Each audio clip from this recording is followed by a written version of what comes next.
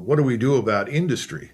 How do we repatriate a lot of manufacturing? Well, I think a lot of that will occur largely because you can no longer operate overseas and have the wonderful margins of profit that you once did in the past. China is no longer the promised land in terms of cheap, easy labor and lots of profits.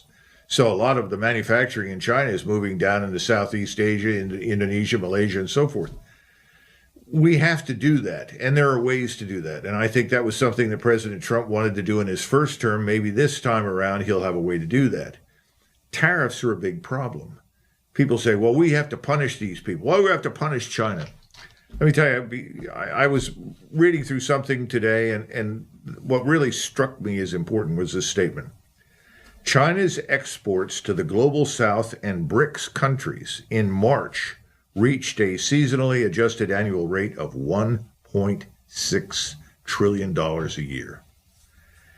That's nearly 4 times China's exports to the United States and more than the combined total of China's exports to the United States, Europe, and Japan, which reached a seasonally adjusted annual rate of $1.38 trillion in March. What does this mean?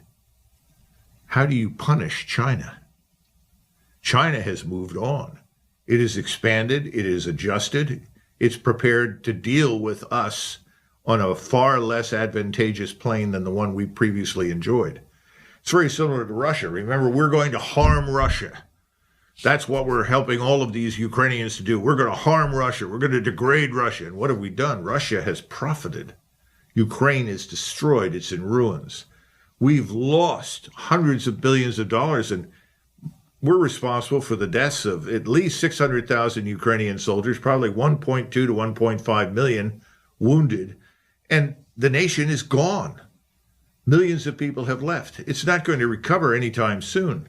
And Russia is sitting on top of what it wanted, which was essentially areas where Russians live to protect the Russian population. And contrary to expectation, it hasn't advanced west because it doesn't want to conquer Eastern Europe, which it never did. Who in their right mind wants to conquer Europe right now and manage that place? It's a catastrophe. People just don't think any of these things through.